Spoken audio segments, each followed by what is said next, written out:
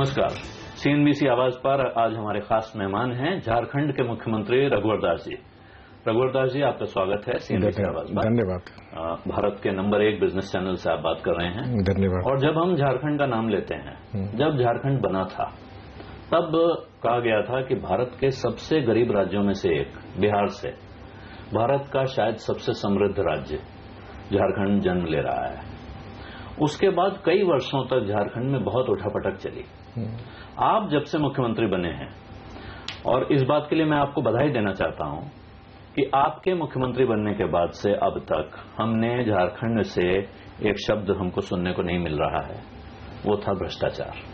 आपके पहले वो बहुत झारखंड का नाम लेने के साथ भ्रष्टाचार, अराजकता और कानून और व्यवस्था की चिंता, ये बड़ी चिंताएं थी। अब आप निकले हैं एक अभियान पर जिसमें आप झारखंड में नए निवेश लाना चाहते हैं, एक डिजिटल कैंपेन चला रहे हैं। किस तरह का अभियान लेके आप निकले हैं, क्या करना चाहते हैं, अगर छोटे में पहले बता दें तो उसके बाद बातचीत आगे बढ़ाएं। नहीं, देखिए, झारखंड में क्षेत्रीय संतुलन और विकास नहीं होने के कारण ही श्रद्धेय अटल बिहारी वाजपेयी जी ने अलग राज्य की स्थापना की थी।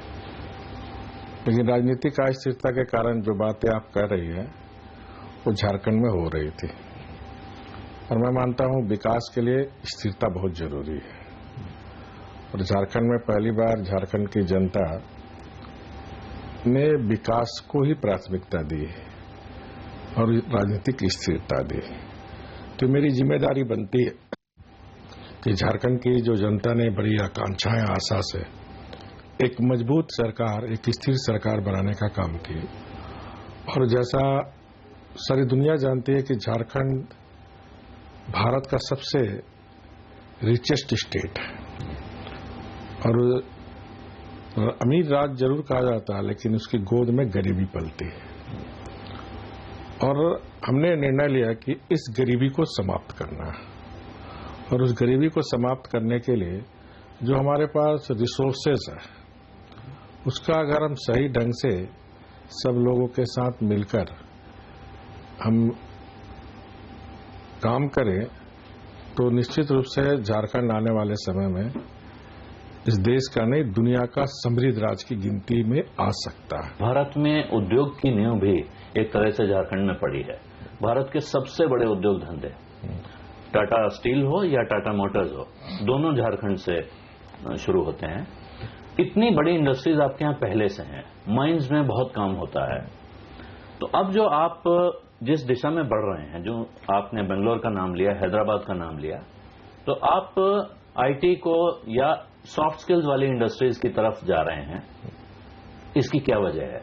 जब दुनिया कह रही है मेक इन इंडिया, मैन्युफैक्चरिंग पे जोर दो, उस वक्त आप अपने की स्ट्रेंथ को छोड़कर दूसरी इंडस्ट्रीज की तरफ क्यों देख रहे हैं? देखिए, 91 आर्थिक उदारीकरण वैश्वीकरण के दौर में के आने के बाद ये देश में कुछ उछाल हुआ आर्थिक स्थिति की, आर्थिक विकास दर का। लेकिन उसका एक साइड इफेक्ट भी हम देखें तो 91 आर्थिक उदारीकरण वैश्वीकरण के दौर अमीर और अमीर हुआ, गरीब और गरीब हुआ। जो बड़े बड़े कंपनियां हैं उस पर अगर आप मूल्यांकन करें तो वहां रोजगार के अवसर कम हुए हैं। लेकिन आईटी एक ऐसा क्षेत्र है जहां 91 के बाद आईटी के क्षेत्र में रोजगार के अवसर बढ़े हैं, और इस देश में प्रतिभाओं की कमी नहीं है। हमारे युवक युवतियां के पास उस प्रतिभा को लेकिन कोई प्लेटफॉर्म नहीं मिल रहा था, कोई दिशा नहीं मिल रहा था, और उस दिशा देने का काम हमारे लोकप्रिय प्रधानमंत्री जी ने, चाहे डिजिटल इंडिया के माध्यम से हो, चाहे स्टार्टअप इंडिया के माध्यम से हो, वो देने का काम किया।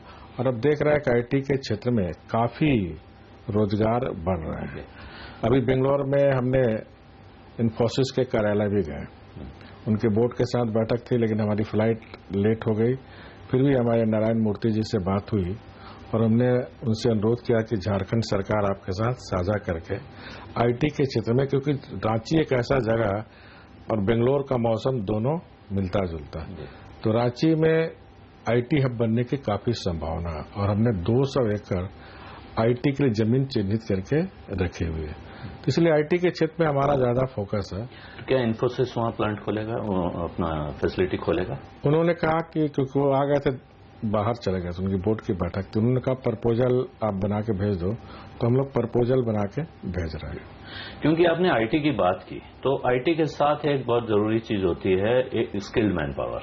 और ये आपको शायद ध्यान हो कि नारायण मूर्ति जी ने ये बात कही थी कि भारत की इंजीनियरिंग कॉलेजेस से जो इंजीनियर निकल रहे हैं, इनमें बहुत बड़ी संख्या ऐसे लोगों की है जो रोजगार के लायक नहीं है। और आपके राज्य में संयोग से ऐसे संस्थान भी हैं जिनका बहुत नाम है एजुकेशन में, लेकिन जितनी बड़ी संख्या में आप रोजगार देख रहे हैं, क्योंकि आपको लग रहा है कि आप ऐसी इंडस्ट्री पर जोर देना चाहते हैं जहां बड़ी संख्या में रोजगार पैदा हो, उतनी बड़ी संख्या में उतने तैयार नौजवानों को मुहैया कराएंगे। नहीं, अभी हम लोग बेंगलोर में भी 2 बड़े नामी कंपनियों से हम लोग, और आज एक एचपी कंपनी से हम लोग एमयू किए, ताकि हमारे कॉलेज में, हमारे यूनिवर्सिटी में क्वालिटी का एजुकेशन उनको ट्रेंड मिले। तो इंडस्ट्री के साथ मिलकर कोर्सेज चलाएंगे। हम लोग ने ये भी तय किया कि अब 9 और 10 क्लास के बच्चों को से ही उसी समय से व्यावसायिक ट्रेनिंग भी देना शुरू करें।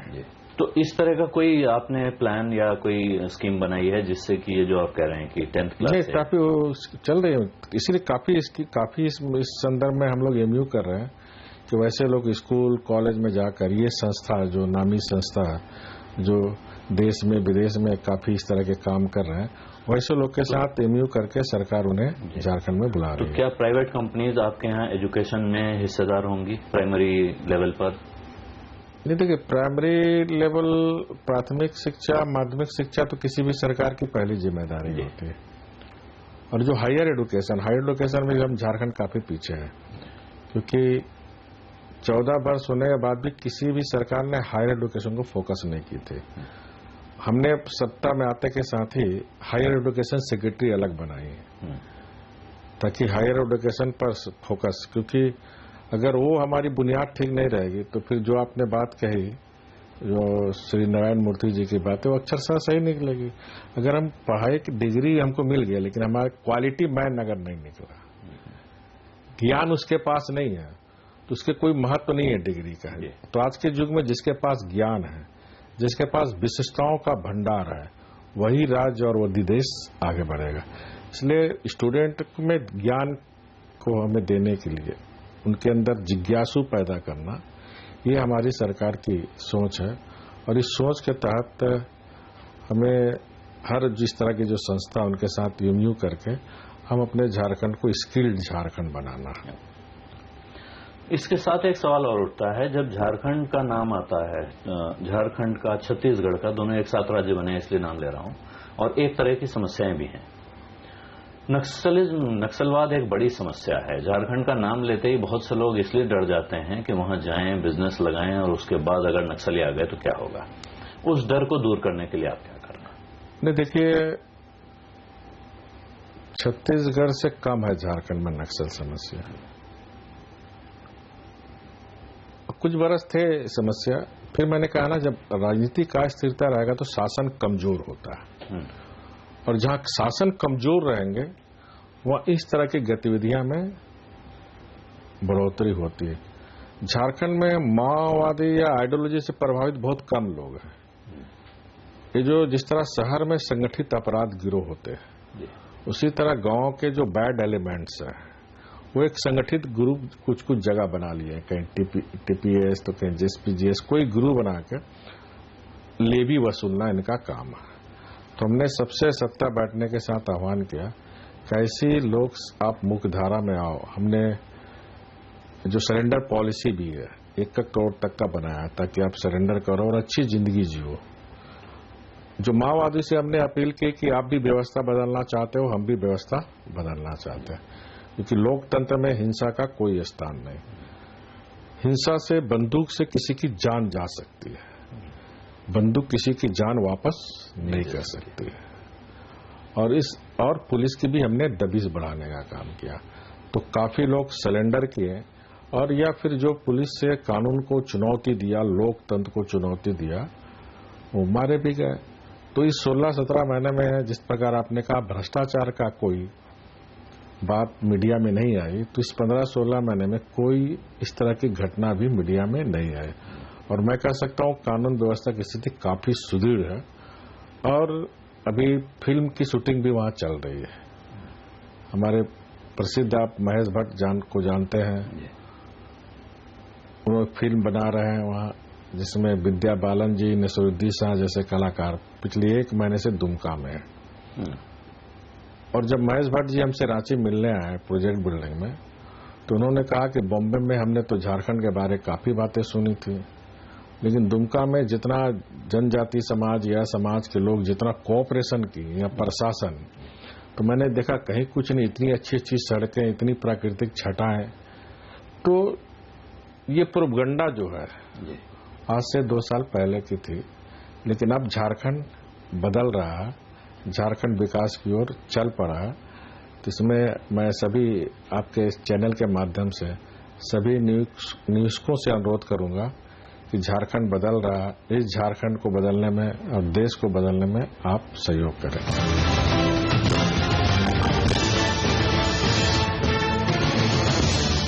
आपने फिल्म का जिक्र किया। झारखंड में बहुत कुछ ऐसा है जो देखने में लोगों की बहुत दिलचस्पी होगी टूरिज्म को आगे बढ़ाने के लिए, और वहां भी वही बाधा आती थी कि लोगों को सुरक्षा का डर था। उसके लिए आप क्या कर रहे हैं? कोई ऐसी योजना है? देखिए, हमने टूरिज्म पॉलिसी भी बनाई है।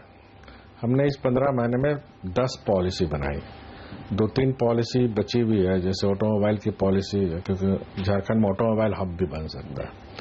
ऑलरेडी टाटा मोटर्स हमारा है, तो वहाँ उस तरह स्टार्टअप पॉलिसी और आईटी पॉलिसी अंतिम चरण पे है। बाकी निर्यात पॉलिसी हो, फिर या फूड प्रोसेसिंग पॉलिसी हो, या फिर मेडिकल कॉलेज लगाने की पॉलिसी हो, जो किसी भी निवेशक को जो नीति चाहिए वो नीति हमने बना चुकी है। मैं रांची में भी बोलता हूं और यहां भी बोल रहा हूं, झारखंड में पर्यटन से हम झारखंड की किस्मत को बदल सकते हैं। आप देखेंगे आने वाले समय से जो झारखंड की पहचान अभी सिर्फ खान खनिज संपदा से है, आने वाले समय में झारखंड की पहचान होगी पर्यटन से, क्योंकि वहां सांस्कृतिक पर्यटन भी है। ये जो अभी सावन का महीना चल रहा है, 12 ज्योतिर्लिंग में एक ज्योतिर्लिंग देवघर है, बाबा नगरी, जहां मां सती का एक दृश्य भी वहां गिरा था, और वहां अभी पर डे लाखों कांवरिया वहां जा रहा है। उसी तरह जैन का मंदिर, मोक्ष का मंदिर सबसे बड़ा झारखंड में पारसनाथ में है। वहां हमने अब कोई भी रांची से हेलीकॉप्टर से जाके टॉप में हेलीपैड हमने बना दी है। वहां कोई ओल्ड मैन अगर पैदल नहीं जा सकते हैं, तो इस तरह उसको भी हम विकसित कर रहे हैं। उसी तरह रांची के सामने एक छीन मस्तिका का मंदिर है, उसको भी डेवलप कर रहे हैं। उसी तरह गुमला में भगवान बजरंग बली का मंदिर, अंजनी धाम, कहा जाता है कि बजरंग बली वहीं जन्म लिया। काफी टीवी ने जब पूरी इसकी स्टोरी बनाई थी तो उसको भी दिखाया था। तो उस क्षेत्र को भी हम डेवलप कर रहे हैं। तो आने वाले समय में हमारी पहली प्राथमिकता जो राष्ट्रीय स्तर के पर्यटक क्षेत्र है उसको हम डेवलप करें, ताकि अधिक से अधिक राष्ट्रीय से लेकर अंतर्राष्ट्रीय पर्यटक आए, ताकि आसपास के लोगों को रोजगार भी मिले और विदेशी मुद्रा भी आए।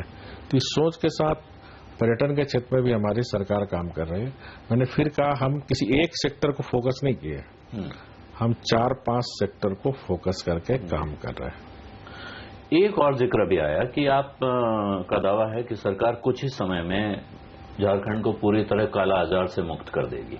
दूसरी भी कई ऐसी बीमारियां हैं जिनकी बड़ी चिंता इस खास तौर पे पूरे भारत के, उत्तर भारत के इलाकों में है कि वो बीमारी अचानक साल में एक बार आती है और बहुत बड़ी संख्या में लोग उसके शिकार हो जाते हैं। देखिए, स्वास्थ्य के क्षेत्र में इसमें कोई दो मत नहीं है कि हम काफी पीछे हैं, क्योंकि इन 14 वर्षों में न टीचर की बहाली हुई थी, न डॉक्टर की बहाली हुई थी। हमने सरकार में बैठने के साथ सबसे पहला काम किया टीचर का बहाली। जब तक लोग शिक्षित नहीं होगा, राज्य देश विकसित नहीं होगा। हमने अभी तक 18,000 टीचरों की नियुक्ति कर ली, 17,000 की और नियुक्ति की प्रक्रिया में। डॉक्टर हमने 400 नियुक्ति कर लिए, लेकिन डॉक्टर भी नहीं मिल रहे। इसलिए हम मेडिकल कॉलेज 3 भारत सरकार ने सैंक्शन किया है, 2 राज्य सरकार अपने स्तर से मेडिकल कॉलेज बना रहे हैं, उसी तरह 9 नर्सिंग कॉलेज हम बना रहे हैं, क्योंकि हमारे जनजाति जो लड़कियां हैं उसकी नर्सिंग पर काफी रुझान रहती है। तो आने वाले समय में हम हेल्थ के सेक्टर में भी आज भी हमारा HP कंपनी से हुआ टेलीमेडिसिन पर, डॉक्टर तेरहान भी आए थे, उन्होंने भी काफी अच्छे सुझाव दिए।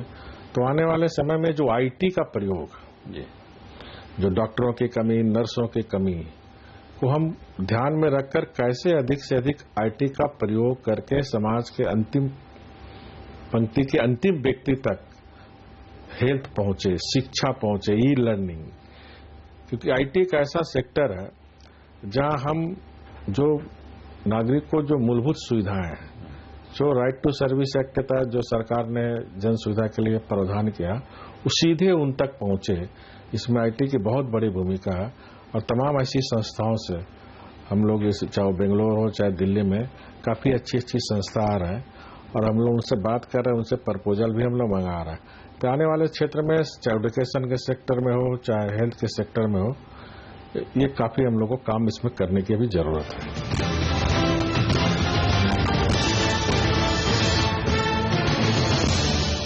रघुवर दास जी, 2 काम आपने ऐसे किए हैं जिनको करना बहुत आसान नहीं रहा होगा, बाकी जहां भी वो किया जा रहा है बहुत मुश्किलें हो रही हैं। एक है कि आपने लगभग सारे लेबर रिफॉर्म्स अपने यहां लागू कर दिए हैं। दूसरा है ईज ऑफ डूइंग बिजनेस में आपने अपने राज्य को बहुत तेजी से ऊपर उठाया है। ये दोनों काम ऐसे हैं जिसमें या तो सरकारी अमला, जो सरकारी कर्मचारी हैं, वो परेशान होते हैं और वो रुकावट डालते हैं, दूसरा लेबर यूनियंस रुकावट डालती हैं, और ये दोनों आपके यहाँ कोई कम मजबूत स्थिति में रहे हो ऐसा नहीं है। आपने कैसे टैकल किया? देखिए, झारखंड एक ऐसा प्रदेश है, टाटा तो 100 वर्ष से ज्यादा हो गए, वहाँ बोकारो स्टील प्लांट भी है, आजादी के बाद बोकारो स्टील प्लांट लगे, उषा मार्टिन की फैक्ट्री लगी, HEC की फैक्ट्री लगे। झारखंड एक ऐसा प्रदेश है जहां औद्योगिक शांति भी है, वहां नियोक्ता और कामगार का संबंध काफी अच्छा है। और इसीलिए आपने देखा 1920 की बात अगर हम छोड़ दें, टाटा में जब हड़ताल हुए थे, उसके बाद से आज तक झारखंड टाटा स्टील में कोई हड़ताल नहीं हुई। वहां बोकारो कंपनी चल रही है, HEC कंपनी चल रही। झारखंड के लोग काफी सरल और सीधे हैं, तो इंडस्ट्री का जो माहौल झारखंड में है वो मुझे लगता है कि दूसरे प्रदेश में नहीं है। यानी आपको सिर्फ रिजॉल्व की जरूरत थी, इच्छा शक्ति की आवश्यकता थी, उसके बाद कोई बहुत बाधा उसके नहीं, झारखंड में कोई बाधा नहीं है। मुझे इस 15 महीने के काम में देखिए, हम लोग एक पूरी टीम काम कर रहा है। देखिए, इसी 15 महीने में वही अधिकारी, वही कार्यालय, वही फाइल। 15 महीने पहले झारखंड 30वां में था, 3रा में आ गया, सब कुछ बदल गया। तो जरूरत है इच्छा शक्ति, विजन। तो अधिकारी कोई बाधक नहीं होते हैं। एक और सवाल है, ये माना जाता है कि जिन राज्यों में आदिवासी बहुसंख्यक हैं, वहां गैर आदिवासी का कुर्सी पर बैठना, मुख्यमंत्री बनना मुश्किल होता है। आप झारखंड के पहले गैर आदिवासी मुख्यमंत्री हैं। क्या आपको लग रहा है कि ये मुश्किल है, या वो मुश्किल पर आप जीत हासिल कर चुके हैं? नहीं, मैंने मुख्यमंत्री पद संभालने के साथ आपने कहीं नहीं सुना होगा मीडिया यहाँ कि किसी तरह का कोई रिएक्शन हुआ। देखिए, ये संविधान में हमारा अधिकार है, चाहे मुख्यमंत्री हो, चाहे प्रधानमंत्री हो, चाहे उपराष्ट्रपति हो, किसी जाति, वर्ग और संप्रदाय से नहीं बंधा हुआ। कोई भी व्यक्ति प्रधानमंत्री बन सकता है, कोई भी व्यक्ति राष्ट्रपति बन सकता है। अब झारखंड में हम एक मजदूर थे, टाटा स्टील में 15 साल मजदूरी किए। अब झारखंड की जनता ने हमें मजदूरी करने के लिए पूरे प्रदेश के दे दी। आपने देखा, एक चाय बेचने वाला देश का प्रधानमंत्री बन गया। यही लोकतंत्र की खूबसूरती है, यही लोकतंत्र की विशेषता। लोकतंत्र में इतनी क्षमता है कि एक साधारण व्यक्ति भी ऊंचे पद तक जा सकता है। एक सवाल मैं आपसे जीएसटी के बारे में पूछना चाहता हूं, क्योंकि कल ही संविधान संशोधन विधेयक पास हुआ है। झारखंड में आपने कैसी तैयारी कर रखी है? कितनी जल्दी आप अपना प्रस्ताव केंद्र सरकार के सामने रख देंगे?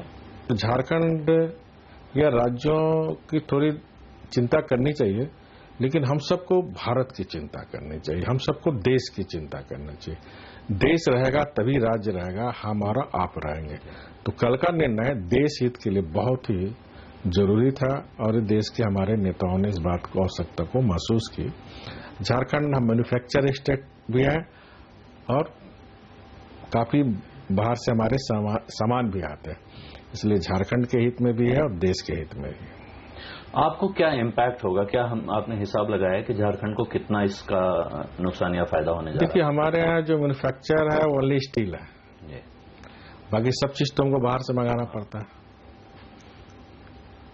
तो मुझे लगता है कि फायदे होंगे, और जो भी हमारा मैन्युफैक्चर सेक्टर में जो लॉस होगा तो भारत सरकार ने प्रावधान भी किया 5 साल हम देंगे आपको। तो अभी हमने एक एक्सपर्ट को, हमने जो वाणिज्य कर सेक्रेटरी है उनको कहा कि एक्सपर्ट को आप 1 सप्ताह पहले ही हमने आदेश दिया कि एक्सपर्ट को आप रखो, क्योंकि जीएसटी जो आ रही थी मीडिया में कि जीएसटी इस बार पास होगा ही, तो हमने उसकी पहले से तैयारी करके एक एक्सपर्ट को हम रख रहे हैं ताकि जीएसटी के पूरे झारखंड के हित को ध्यान में रखकर हम अभी से कार्रवाई शुरू करें। और जैसे ही भारत सरकार का डायरेक्शन आएंगे कि राज्यों से पास करा के इन्हें भेजने का, तो झारखंड सरकार जो भी भारत सरकार का डायरेक्शन होगा उस अनुरूप झारखंड सरकार काम करेगी। जी, रघुनाथ जी, आपका बहुत बहुत शुक्रिया भारत के नंबर 1 बिजनेस चैनल CNBC आवाज से बात करने के लिए। धन्यवाद। और हमारी पूरी शुभकामनाएं आपके और झारखंड की उन्नति के अभियान में सफलता के लिए। धन्यवाद।